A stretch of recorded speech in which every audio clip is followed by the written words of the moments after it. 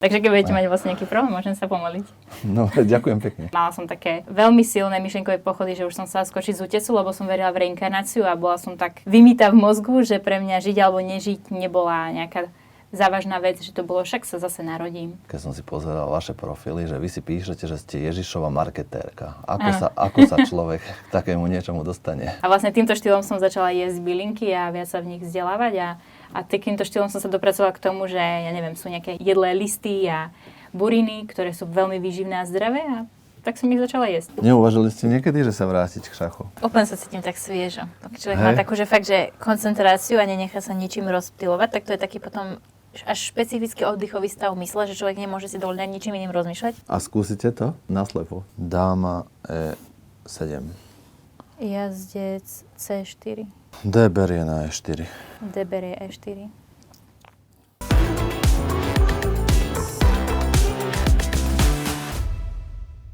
Dobrý deň. Vítajte v podcaste Porastie Bulvár. Dnes je mojou súperkou a hostkou Veronika Gažíková, ktorú mnohí z vás poznajú ako divokú tvorkyňu z internetových rôznych podcastov. Ahoj, dobrý deň. Dobrý deň, ďakujem za pozvanie. Takto sa opýtam, ja som si všimol, keď som si pozeral vaše profily, že vy si píšete, že ste Ježišova marketérka. Ako sa človek k takému niečomu dostane? Akože tým vlastne som chcela vyjadriť, že verím v Ježiša a verím, že je to životný štýl a v rámci toho Ježiš hovorí, že mali by sme hlásať evanjelium, uzdravovať chorých a v podstate to je istá forma marketingu, keď tak poviem, že to je na Božiu slavu. Takže som to dala do takého novodobého jazyka a preto som povedala, že marketing Ježišovi. Ale to len znamená, že som veriaca a verím to seriózne. Ale v tých vašich videách som videl, že vy sa snažíte naozaj uzdravovať nejakých ľudí. To myslíte obrazne, alebo akože ja nikoho neuzdravujem, ale áno, modlím sa za chorých a Ježiš povedal, že tí, ktorí v neho uveria, tých budú sprevádzať znamenia a že budú sa modliť za chorých alebo budú klásť ruky na chorých a oni budú uzdravení. Takže ja tomu verím a verím to seriózne. Takže keď budete mať vlastne nejaký problém, môžem sa pomodliť. No, ďakujem pekne. Ale kým ste došli do tejto fázy, tak ste prešli dlhou cestou.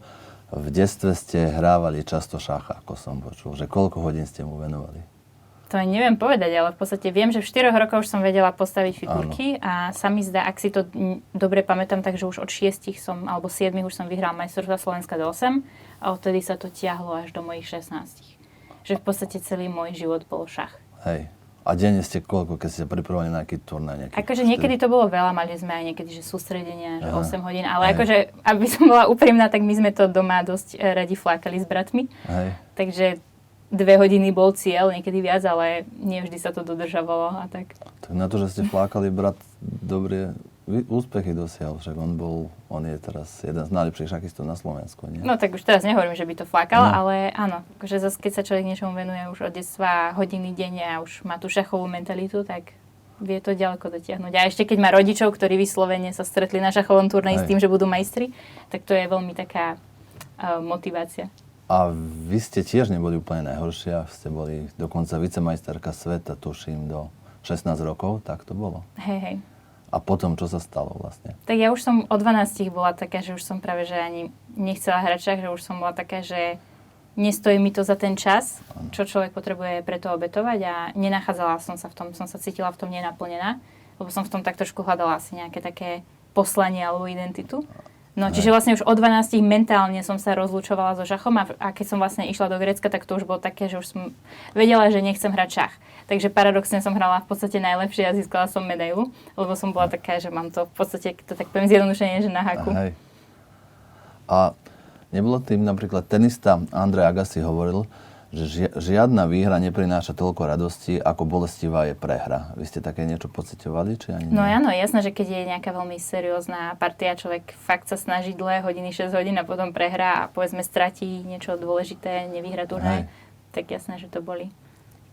A v tom Grécku to som niekde prečítal, že ste mali potom taký dosť hlboký náboženský zážitok. Áno, už vlastne v tom období už to obdobie som sa veľmi tak venovala rôznym takým veciam ako ezoterika, čarodejníctvo, vlastne paralelne s hraním šachu a vlastne som práve vtedy rozmýšľala, že wow, vyhrala som medailu a bola som si zabehať, ja som sa tak rozmýšľala, že vlastne môj život fakt nemá zmysel a vlastne mala som také veľmi silné myšlienkové pochody, že už som chcela skočiť z útesu, lebo som verila v reinkarnáciu a bola som tak, keď to poviem tak bez servítky, že vymýta v mozgu, že pre mňa žiť alebo nežiť nebola nejaká závažná vec, že to bolo, však sa zase narodím. Takže to bol taký prvý moment, kde som vyslovene vnímala, že nejaká osoba je pri mne a vyslovene, že mi zabránila skočiť. A podvedome som vedela, že to je Ježiš, aj keď som v neho neverila, tak ako dnes, a ani som ho tak nevidela, alebo neverila som ako v to, čo urobil a nevidela som ho úplne rovnako ako dnes, nielen teda, že vierou, ale aj poznaním. Hej. Ale muselo to byť dosť ťažké rozhodnutie prestať so šachom. Predpokladám, že tam bol tlak rodiny, akože okolia, áno, jasné, že keď človeku sa darí, tak všetci, že ale ty si robíš srandu, však tu máš ešte ďalší turnaj, poď tam a tam. Ale to je to, že človek potom sa musí zariť a povie, že nie. A okolie to ako prijelo vaše? Tak ťažko, hlavne rodina.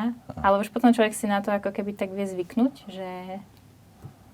že nie každý chce byť špička neustále svetová a slovenská. Jasné. Pýtal som sa na vás, mojej dcery, ktorá má 19 rokov a sleduje rôznych influencerov. A ona hovorí, že jasné, to je tá, ktorá jedáva listy a trávu. Takže ako pristúpite k tejto výžive? To je súčasťou toho? Alebo to je výživa, to je doslova výživa. Lebo ja som v jednom období bola vegán a teda hľadala som rôzne alternatívy, ako si doplniť železo a vitamíny. A keďže som videla, že výživová hodnota potravín je veľmi mizerná a mesu a týmto veciam som sa vyhýbala, tak vlastne takto som nejako náhodou natrafila, že žihlava má železo a veľa C-čka viac ako špenát. Tak som si urobila prvé smuty a som si povedala, že je to celkom dobré. A vlastne týmto štýlom som začala jesť bylinky a viac sa v nich vzdelávať. A takýmto štýlom som sa dopracovala k tomu, že ja neviem, sú nejaké jedlé listy a buriny, ktoré sú veľmi výživné a zdravé. A tak som ich začala jesť. A potom vlastne začali sociálne siete, keď som ich začala robiť a teda som prirodzene začala zdieľať iba svoj životný štýl. Takže rezán si nedáte? Akože ja bravčové moc nejem, ale meso už jedávam, už nie som vegan, ale no, bravčové moc nie. No. Musela byť nejaká veľmi výnimočná. No. Najradšej mám hovädzie. Hovädzie. Nejaký steak dobrý. No, napríklad. No, tak čo, skúsime si zahrať po takom čase? Hovoríte koľko? Pol roka si nehrali, či je dlhšie? Akože asi rok. Naposledy som bola pred rokom asi. Na turnaji a vlastne predtým som nehrala neviem koľko rokov. Čiže ja teraz moje šachové závity nepracujú. No tak sú uspaté. Poďme ich trochu ako rozvíriť. Skúsim, dúfam, že takto dám.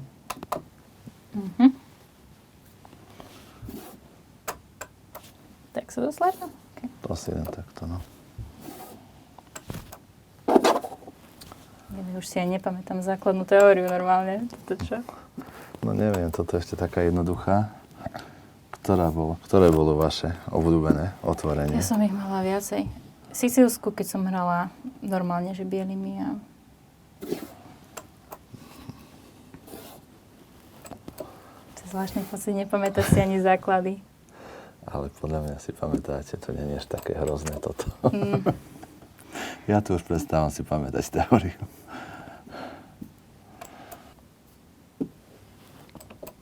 Som si myslela.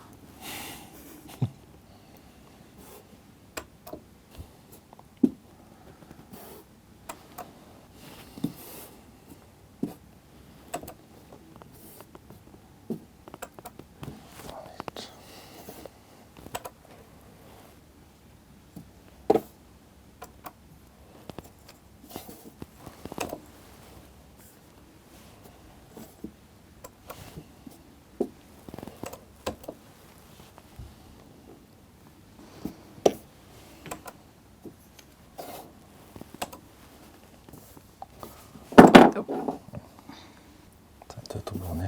Áno, to je tu. Ja, tu sme v strede. Pardon.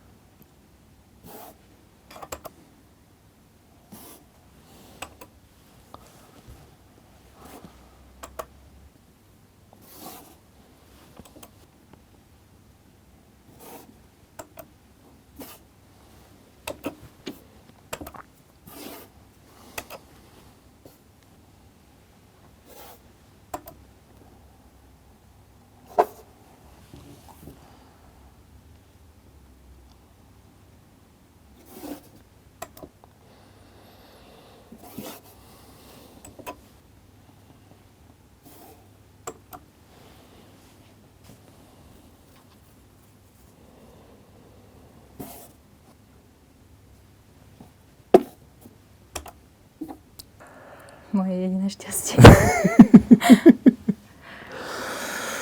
No.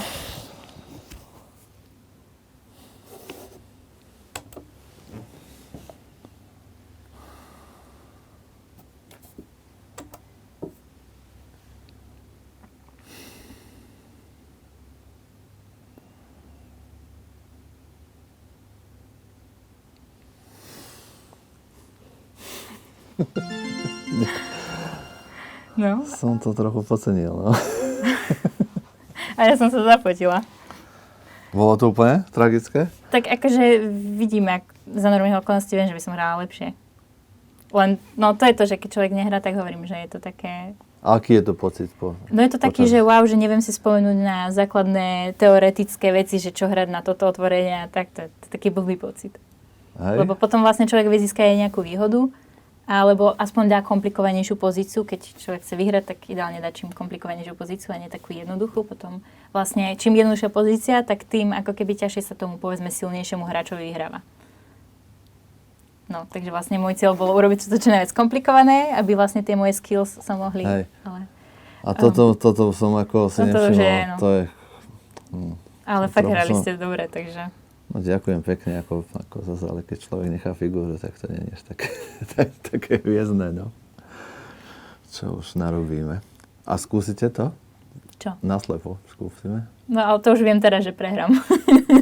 Keď vidím, ako mi to robí. Akože skúsiť to môžem, ale... Poďme sa pozrieť. No, tak ja to môžem zobrať svoj športovo, že moja predstavivosť sa opraší. Hej, možno sa vám to zapáči. A... Neuvažili ste niekedy, že sa vrátiť k šachu? Vrátiť určite nie, lebo akože keby, ja som ten typ človeka, že keď už niečomu sa venujem, tak chcem byť v tom dobré a robiť to dobre. Ale akože za mňa šach je super presne takto, že spoločenská hra, alebo jednoducho presne na tú koncentráciu, že sa mi veľmi páči. Čiže určite som otvorená nejakým turnajom v rámci toho, že by tam boli zaujímaví ľudia, s ktorými sa chcem viac zoznámiť a bola by to vlastne taká aktivita.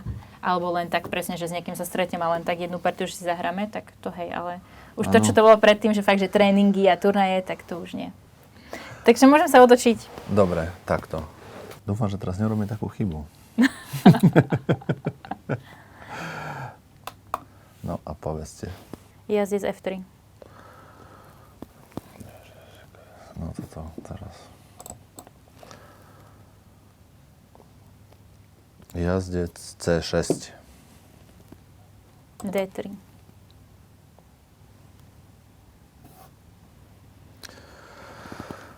D5. G3. Keby som toto vedel takto pekne.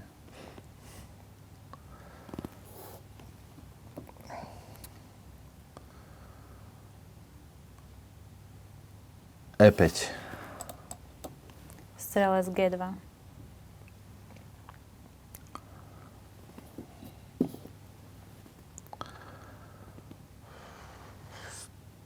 Jazdec F6. Jazdec BD2. Jazdec BD2.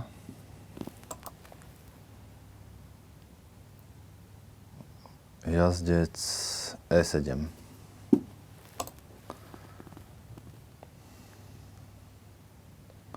Jazdec E5. Berie? Áno. Jazdec berie E5. Nehovorili ste, že sa zahrali jazdec E7? Či som to zle počula? To bolo sa zle počuté. Ja som povedal jazdec F6. Teraz bol strelec. Ja som počula, že jazdec F6, jazdec C6 a potom jazdec E7. To mi bolo divné, že prečo to hráte. Čiže vy ste nešiel jazdec E7. Ježiš, ja som to zle povedal. Asi to bol strelec. Ja som povedala, že či iba skúšate, že či to vidím. No vidím, že toto je náročnejšie pre mňa, ako pre vás. Toto má dosť problém s týmto. No. Tak potom navrhujem to vrátiť a teda pôvodný strelec E7 a tým pádom to nezoberiem logicky na E5. Dobre, tak to vrátime takto. Ja dám aj preč čas, lebo to ako... Akože väčšinou sa to nehrá na čas. Nie, lebo to mi je strašne... Čiže vlastne posledné bol jazdec BD2 a vy ste zahral strelec E7. Tak? Čiže ja som mám na F6, C6 aj a strelec na E7. Áno, dobre. Tak E4.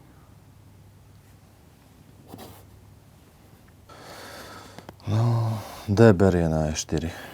D berie E4. Malá rošáda. Malá rošáda. Strelec G4. H3.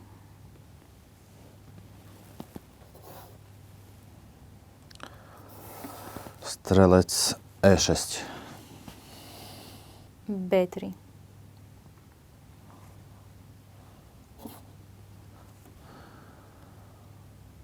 Dáma D7. Dáma E2. Strelec berie na H3. Trošku som na to zabudla. No chvála Bohu, niečo aj pre mňa. Nech dostanem zadarmo. Tak, strelec B2. Strelec berie na G2. Král berie G2.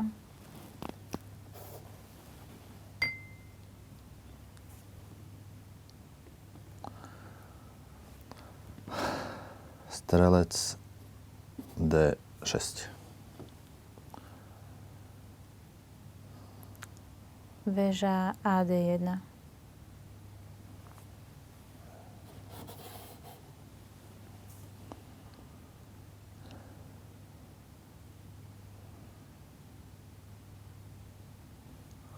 Dáma E7. Jazdec C4. Väža AD8. Jazdec berie D6.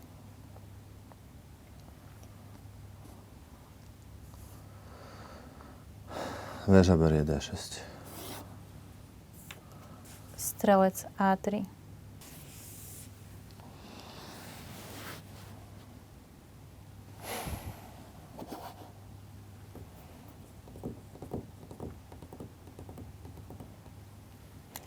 Dáma D7. Strelec berie D6. C berie D6. Jazdec D2.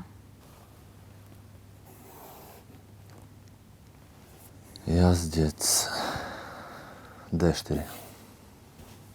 Dáma D3.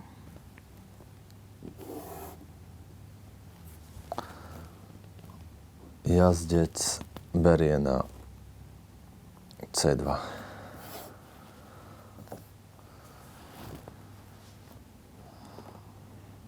Evidentne nevidím pozíciu, lebo nechápem toho logiku. Ako čo som zobral?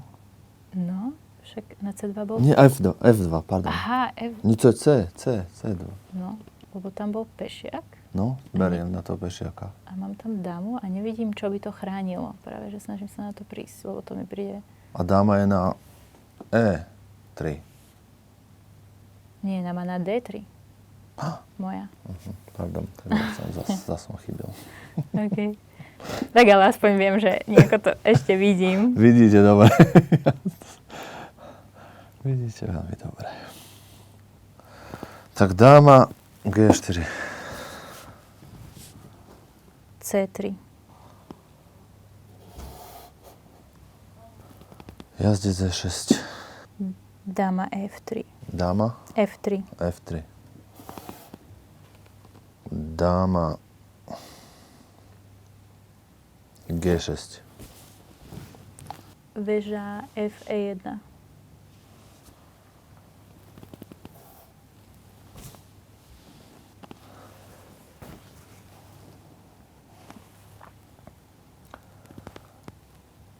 Jazdec G5.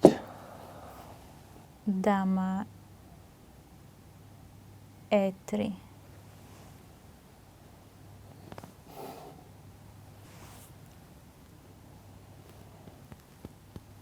Jazdec H5.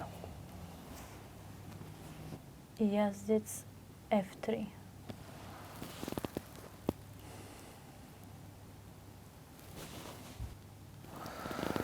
Jazdec berie F3. Dáma berie F3.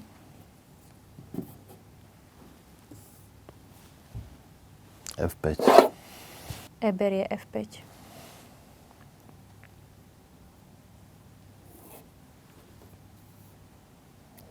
Nejaký strelec. Väža berie E5. F5, pardon.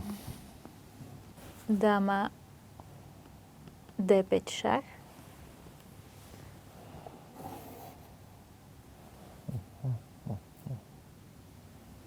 To chvíľu som stratila pozíciu. Kráľ H8. Král G1. G1? Áno. Určite. Jazdec F4 šach. No, však keď král je na G1, tak ako môže byť kôň F4 šach? Ale není šach, jej. Lebo práve tomu som sa išla vyhnúť, aby som nestratila dámu a teraz že šach, že kde mám tu tie figurky. Takže to není šach, dobre, však predtým som utekala. No, chápem. No, to bol môj celý cieľ. Ja sa vždy tak poteším. Furt mi niečo visí, to je hrozné. A počkaj, vlastne vy nemáte väžu na D8. Tak počkaj, ja som ju Jedanenky. Znaď to. Tak prečo žijem s tým, že väžu vidím stále na D8? To čo je? Jaj, no, tak to by mi dosť pomohlo. Situáciu väža na D8. Tak. Dáma H1.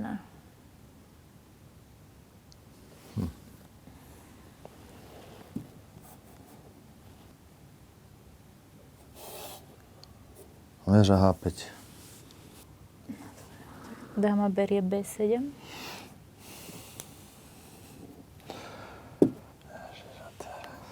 Teraz som zabudla, že či vlastne mám iba dve väže a vy máte koňa a väžu. Čiže už tam nie sú žiadne ďalšie ľahké figúry tým pádom. Ne. Dobre, to menej šanci, že to prehrám. Okay, Toto je, aha. Mal dobrý pocit, že som to doteraz neprehrala.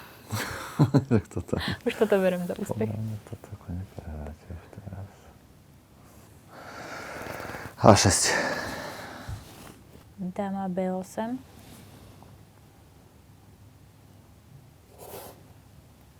Kráľ H7.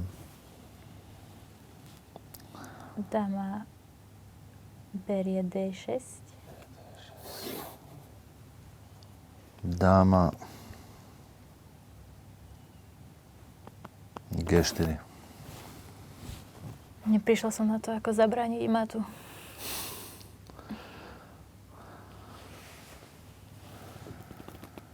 Otázka, či to nevidím, alebo je to nemožné.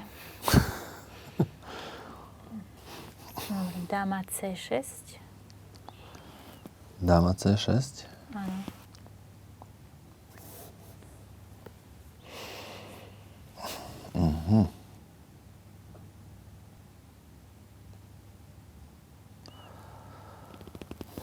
Dáma H3.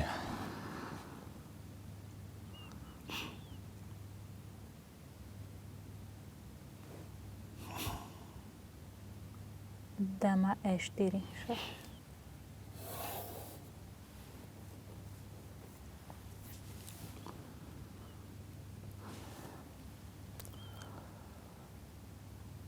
Jazdec G6. Dáma G2.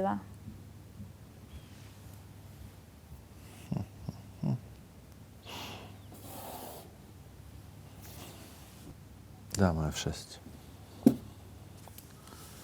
E6. E6. To sa mi zdalo, že divné. To je nemožné.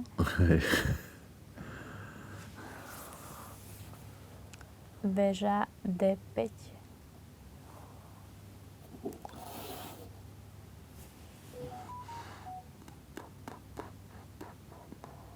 Teraz dáme na dámu na F6.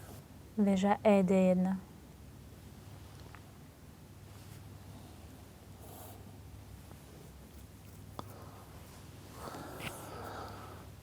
Väža G5. Dáma E4. Väža F5.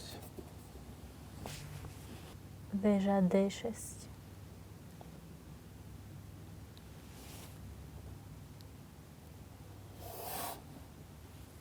Dáma F7. Väža D7. Dáma F6. Väža 1 D6.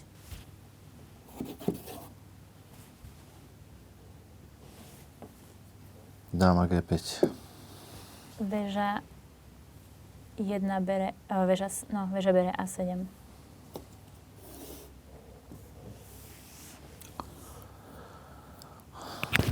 Tak zúfalstvo. Jazdec F3. Nie, jazdec F4. Väža F7. D, nie? 7. Väža z A7 na F7. A7 na F7, aha. Keby som dala väža D7, to by som asi prehrala. No, ja som to dúfal. Ale nemám to šťastie. No nič, tak ja skúsim dať ten šach, no ale neviem, či s tým niečo dosiahnem. Na H3? Na H3. Dobre, takže král F1. F1? Áno.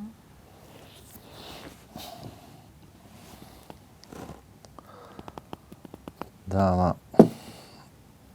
To je C1 šach. Ja nemám väžu na D1? Ne. Fakt? Však na D6 išla druhá, nie? No dokiaľ. No to som... Na dámu, keď ste útočili. Či som to zle dal? Ja neviem. Dobre, no tak král G2. G2? No. Asi nič iné mi nezostáva. Dáma. G1 šach. Král bere H3. Dáma H1 šach. A dáma vie zobrať na H1, nie? Čo? Moja dáma Ježiš. je na E4, že? Dobre, stačilo. Wow, tak to je zázrak. Dobre. Dobre, dúfam, že som tam nepokasla s tými väžami, lebo... Ja neviem. Akože možno som to ja si zle zapamätala, však to je bežné, že keď človek si to snaží Ako ja pamätať. s týmito... Takže sa zdávate, čiže sa už môžem otočiť. Hej, kľudne. Wow. Najvyšší čas. No, úplne sa cítim tak sviežo. Keď človek má takú, že fakt, že koncentráciu a nenechá sa ničím rozptylovať, tak to je taký potom až špecifický oddychový stav mysle, že človek nemôže si dovoliť ničím iným rozmýšľať, lebo v tomto prípade zabudne všetko. Hej. A potom vlastne z toho sa vie stať vlastne relax z tej hlbokej koncentrácie. Tak sa teraz cítim ako v takom spánku. Dobre, tak keď budete potrebovať niekedy relaxovať, kľudne zavolajte, zahráme si nejakú ďalšiu partiu. Ten hliník, to nemá až takú veľkú tvrdosť, keď odhryznete silnom hlavu, tak koňovi. Mojou ambíciou bude minister hospodárstva. Nie premiér, nie iný minister, ale na tom hospodárstve, tam som sa zapracoval, tam viem, o čom to je a myslím si, že v tom by som bol aj dobrý. Aj som bol, tak neskromne vám poviem. Aj keď vládu idete povoliť, tak takto si to všetko rozmyslíte. A toto je taká trošku podpasová otázka. Takto si zabarikadovať koňa. Vráti mi ten ťah. No vráť. Teda asi 3 potrebujem vrátiť. V podstate ja som sa chcel iba pochváliť mojim šachom. No, to sa vám podarilo.